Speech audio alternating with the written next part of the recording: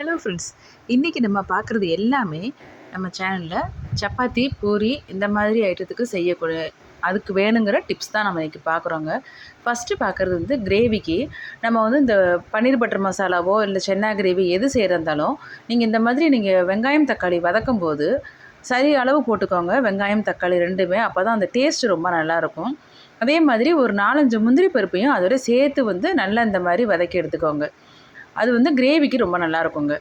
Next பார்த்தீங்கன்னா, மாவு பிசையும் போது நல்லா அந்த மாதிரி விரல்கள நீங்கள் வந்து பிசைஞ்சு முடிச்சதுக்கப்புறமா விட்டிங்கன்னா, ரொம்ப டைட்டாக பிசைஞ்சிங்கன்னா பூரி ரொம்ப நல்லா வரும்.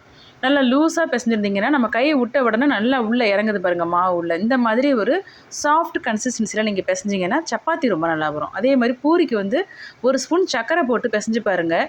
நல்ல கோல்டன் ப்ரௌனாக வருங்க பூரி. இப்போ இந்த பாருங்கள், நான் 2 இதுக்குமே உங்களுக்கு பிசைஞ்சிட்டு தான் காமிக்கிறேன். இது வந்து நான் பூரிக்காக பிசைஞ்சது கொஞ்சம் டைட்டாக இருக்குது பாருங்கள். இது மாதிரி இருந்ததுன்னா இது வந்து ரொம்ப நல்லாயிருக்கும் உங்களுக்கு. பூரி இடுறதுக்கும் ரொம்ப நல்லாயிருக்கும். அட் த சேம் டைம் வந்து சாப்பிட்றதுக்கும் சாஃப்டாக இருக்கும். அதே மாதிரி நம்ம பன்னீர் பட்டர் மசாலா இந்த மாதிரி செய்யும்போது கொஞ்சம் வந்து உங்களுக்கு திக்னஸ் வந்து இல்லாமையோ, இல்லை ஏதோ ஒரு டேஸ்ட் வந்து நமக்கு குறையுதே, ஹோட்டலில் இருக்கிற மாதிரி இல்லையே அப்படின்னு ஃபீல் பண்ணீங்க அப்படின்னாக்க, அதில் நீங்கள் செய்ய வேண்டியது ஒன்றே ஒன்று தாங்க. ஒன்று மலாய் இருந்துச்சுன்னா நம்ம போடலாம். அதாவது இந்த ஏடையே எடுத்து எடுத்து ஃப்ரிட்ஜில் வச்சுட்டு நம்ம அந்த மாதிரி போடுறதுனாலும் போட்டுக்கலாங்க. க்ரீம் சொல்லுவோம்ல அது.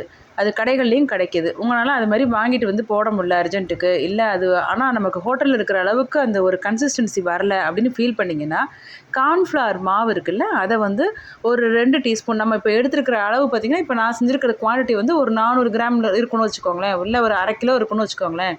இந்த அளவு அந்த கிரேவியோட அளவு சொல்கிறேன்.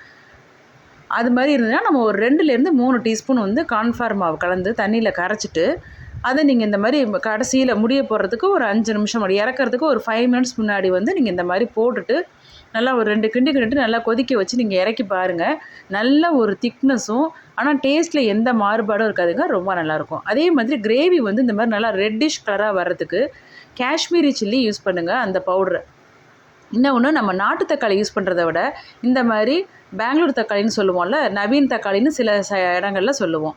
அந்த மாதிரி தக்காளி யூஸ் பண்ணி பாருங்கள். கிரேவியோட கலரும் அந்த ரிச்னஸும் ரொம்ப நல்லாயிருக்கும்.